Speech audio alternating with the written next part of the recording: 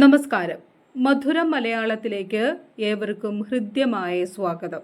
നമ്മൾ ഇന്ന് പരിചയപ്പെടുന്നത് 9ാം ക്ലാസ്സിലെ മലയാളം കേരള പാഠാവലിയിലെ 4ാമത്തെ യൂണിറ്റ് ഉജ്ജ്വല ഹൃദയസ്പന്ദങ്ങൾ.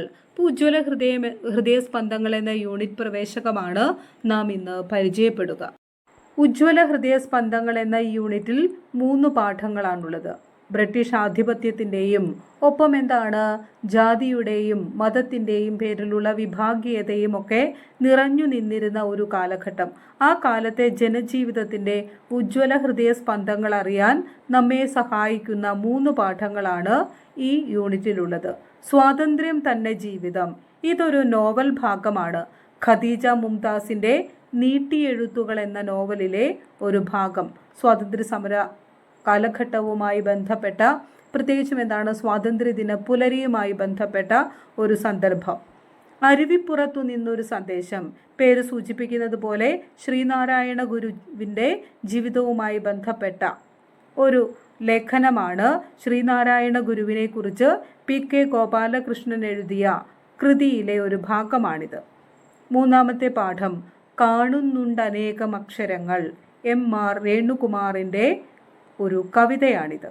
അപ്പം ഈ 3 പാഠങ്ങളാണ് ഈ യൂണിറ്റിൽ പരിചയപ്പെടുക. ഒപ്പം പ്രവേശക പ്രവർത്തനവും കൂടി നമുക്ക് പരിചയപ്പെടേണ്ടതുണ്ട്. നമുക്ക് ആദ്യം പ്രവേശക പ്രവർത്തനം നോക്കാം.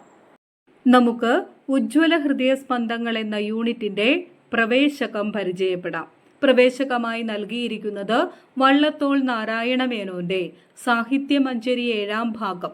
സാഹിത്യമഞ്ജരി 7ാം ഭാഗത്തിലെ ഒരു കവിതയിലെ ഏതാനും വരികളാണ്. ഖാദ്യവസനങ്ങൾ കൈക്കൊള്ളുവിനേവരും എന്നാണ് കവിതയുടെ പേര്. ആ കവിതയിലെ ഏതാനും വരികളാണ് നമുക്ക് പ്രവേശകമായി നൽകിയിരിക്കുന്നത്. ഒപ്പം ഒരു ചിത്രവും കൂടിയുണ്ട് എന്ന് നിങ്ങൾ ശ്രദ്ധിക്കുക.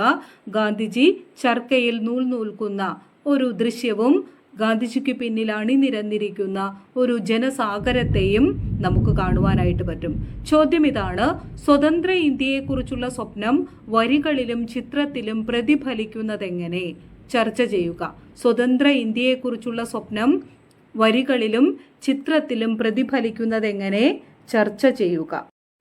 ഗാന്ധിജി ചർക്കയിൽ നൂൽ നൂൽക്കുന്ന ചിത്രം കണ്ടിട്ടില്ലാത്ത ഒറ്റ ഭാരതീയനും ഉണ്ടാവില്ല. അപ്പം അത്രമാത്രം ശ്രദ്ധേയമായ ഒരു ചിത്രമാണ് ചർക്കയിൽ നൂൽ നൂൽക്കുന്ന ഗാന്ധിജിയുടെ ഈ ചിത്രം. ചർക്കയിലും സ്വദേശിയിലും ശ്രദ്ധ കേന്ദ്രീകരിക്കുക എന്ന മുദ്രാവാക്യത്തോടെ 1930കളിൽ പ്രത്യക്ഷപ്പെട്ട ഒരു പോസ്റ്ററായിരുന്നു ചർക്കയിൽ നൂൽ നൂൽക്കുന്ന ഗാന്ധിജിയുടെ ചിത്രം. ഈ ചിത്രത്തിനും ഒപ്പം തന്നെ ഈ കവിതയ്ക്കും സ്വാതന്ത്ര്യ സമര കാലഘട്ടത്തിൻ്റെ സമരാവേശത്തിൻ്റെ മുഴുവൻ ചരിത്രവുമുണ്ട് എന്ന് നമുക്ക് കാണുവാനായിട്ട് പറ്റും. ഇന്ത്യൻ സ്വാതന്ത്ര്യ സമരത്തിൻ്റെ ഭാഗമായി രൂപം കൊണ്ട ഒരു ബഹുജന മുന്നേറ്റമായിരുന്നു സ്വദേശി പ്രസ്ഥാനം. ഇന്ത്യയിലെ ബ്രിട്ടീഷ് ഭരണം അവസാനിപ്പിക്കുന്നതിനും ഒപ്പം തന്നെ രാജ്യത്തിൻ്റെ സാമ്പത്തിക സാഹചര്യങ്ങൾ മെച്ചപ്പെടുത്തുന്നതിനും വേണ്ടി രൂപം കൊണ്ട ഒരു ബഹുജന മുന്നേറ്റമായിരുന്നു സ്വദേശി പ്രസ്ഥാനം. ബ്രിട്ടീഷ് ഉൽപ്പന്നങ്ങൾ ബഹിഷ്കരിക്കുകയും ഇന്ത്യൻ വസ്തുക്കളുടെ ഉൽപ്പാദനവും ഉപഭോഗവും വർദ്ധിപ്പിക്കുകയും ചെയ്യുക വഴി ബ്രിട്ടനെ പ്രതിസന്ധിയിലാക്കുക എന്ന ലക്ഷ്യത്തോടുകൂടിയാണ് സ്വദേശി പ്രസ്ഥാനം നിലവിൽ വന്നത്. അതിൻ്റെ ഭാഗമായി ഗാന്ധിജി ചർക്കയിൽ സ്വന്തമായി നൂൽനൂറ്റ വസ്ത്രം നെയ്തുകൊണ്ട് ബ്രിട്ടീഷ് സാമ്രാജ്യത്വത്തിനെതിരെ പ്രതികരിക്കുകയുണ്ടായി. ഇപ്പോൾ ചർക്കയിൽ നൂൽ നൂൽക്കുന്ന ഗാന്ധിജിയുടെ ചിത്രവും അദ്ദേഹത്തിന് പിന്നിൽ അണിനിരന്നിരിക്കുന്ന ഈ ജനസമൂഹവും തീർച്ചയായും ബ്രിട്ടീഷ് സാമ്രാജ്യത്വത്തിനെതിരെ ഗാന്ധിജി നടത്തിയ സമരമുറകളിൽ ഏറ്റവും ശ്രദ്ധേയമായ സ്വദേശി പ്രസ്ഥാനവുമായി ബന്ധപ്പെട്ട ചിത്രമാണിത്. ചർക്കയിൽ നൂൽനൂറ്റ് സ്വന്തമായി വസ്ത്രങ്ങൾ നെയ്തെടുത്തുകൊണ്ടാണ് ഗാന്ധിജി ബ്രിട്ടീഷ് സാമ്രാജ്യത്വത്തിനെതിരെ പ്രതികരിച്ചത്. കോടിക്കണക്കിന് വരുന്ന ഇന്ത്യൻ ജനതയുടെ പ്രതീക്ഷയും സ്വപ്നവുമായിരുന്നു മാതൃരാജ്യത്തിൻ്റെ സ്വാതന്ത്ര്യം. അവർ ഗാന്ധിജിയെ നേതാവും വിമോചകനുമായി കണ്ടു. അരക്ഷിതരായ ജനതയുടെ ഭാവിയെക്കുറിച്ചുള്ള സ്വപ്നങ്ങളാണ് യഥാർത്ഥത്തിൽ ഗാന്ധിജി നെയ്തെടുത്തത് എന്ന് പറയാം. കാരണം ഗാന്ധിജിയുടെ നേതൃത്വത്തിൽ നടന്ന വിവിധ സമരമുറകളിലൂടെയാണ് ഭാരതം സ്വതന്ത്രമായത്. ഇപ്പം ബ്രിട്ടീഷ് ആധിപത്യത്തിൻ്റെ കാലഘട്ടവും ഒപ്പം ഇന്ത്യൻ സ്വാതന്ത്ര്യ സമരത്തിൻ്റെ ചരിത്രവുമൊക്കെ ഈ ചിത്രത്തിൽ പ്രതിഫലിക്കുന്നുണ്ട്. താഴെ തന്നിരിക്കുന്ന വരികൾ വള്ളത്തോൾ നാരായണ മേനോന്റെ സാഹിത്യമഞ്ജരി 7ാം ഭാഗത്തിലെ ഖാദിവസനങ്ങൾ കൈക്കൊള്ളിനേവരും എന്ന കവിതയിലെ വരികളാണ്. ഗാന്ധിജിയുടെ സ്വദേശി പ്രസ്ഥാനത്തോട് ആഭിമുഖ്യം പ്രകടിപ്പിച്ചുകൊണ്ട് വള്ളത്തോൾ രചിച്ച കവിതയാണിത്. അപ്പോൾ അതിലെ വരികളാണ് നമുക്ക് പഠിക്കുവാനായി, വിശകലനം ചെയ്യുവാനായി പ്രവേശകമായി നൽകിയിരിക്കുന്നത്. അപ്പോൾ തീർച്ചയായും ഈ യൂണിറ്റിലെ പാഠങ്ങളോട് പാഠത്തിന് ഏറ്റവും അനുയോജ്യമായ ഒരു പ്രവേശകം തന്നെയാണ് നമുക്ക് നൽകിയിരിക്കുന്നതെന്നു കാണാം. അപ്പം നമുക്ക് വരികളൊന്ന് പരിചയപ്പെടാം. ഭൂതകാലത്തിൻ പ്രഭാവതന്തുക്കളാൽ ഭൂതിമത്തായൊരു ഭാവിയെ നെയ്കനാം. ഭൂതകാലത്തിൻ പ്രഭാവതന്തുക്കളാൽ, ഭൂതകാലം കഴിഞ്ഞു പോയ കാലമാണ്. പ്രഭാവതന്തുക്കൾ, പ്രഭാവം എന്നാൽ മഹിമ, തന്തു എന്ന് പറഞ്ഞാൽ നൂല്. ഭൂതകാലത്തിൻ പ്രഭാവതന്തുക്കളാൽ ഭൂതിമത്തായൊരു ഭാവിയെ നെയ്കനാം. ഭൂതിമത്തായ, ഭൂതി എന്നാൽ ഐശ്വര്യം എന്നാണ് അർത്ഥം. ഭൂതിമത്തായ ഐശ്വര്യം നിറഞ്ഞ, ഭൂതിമത്തായൊരു ഭാവിയെ നെയ്കനാം. വാസരാന്തത്തിൻ കതിർകളിൽ നിന്നല്ലി ഭാസുരമാകുമുഷസ്സിൻ്റെ ഉത്ഭവം. വാസരാന്തം, വാസരം എന്നാൽ ദിനം, ദിവസം എന്നാണ് അർത്ഥം. വാസരാന്തം ദിനാന്തം, സായാഹ്നമാണ്.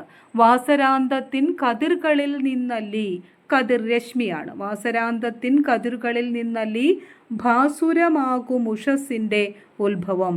ഭാസുരം എന്നാൽ ശോഭയുള്ള, തേജോമയമായ എന്നൊക്കെയാണ് അർത്ഥം. ഭാസുരമാകും ഉഷസ്സിൻ്റെ ഉത്ഭവം. ഉഷസ് പ്രഭാതമാണ്. അപ്പോൾ ഈ വരികളൊന്ന് വിശകലനം ചെയ്യുകയും ഒപ്പം ചിത്രം വിശകലനം ചെയ്യുകയും ചെയ്തുകൊണ്ട് സ്വതന്ത്ര ഇന്ത്യയെക്കുറിച്ചുള്ള സ്വപ്നം വരികളിലും ചിത്രത്തിലും പ്രതിഫലിക്കുന്നത് എങ്ങനെയെന്നാണ് നമുക്ക് കണ്ടെത്തേണ്ടിയിരിക്കുന്നത്.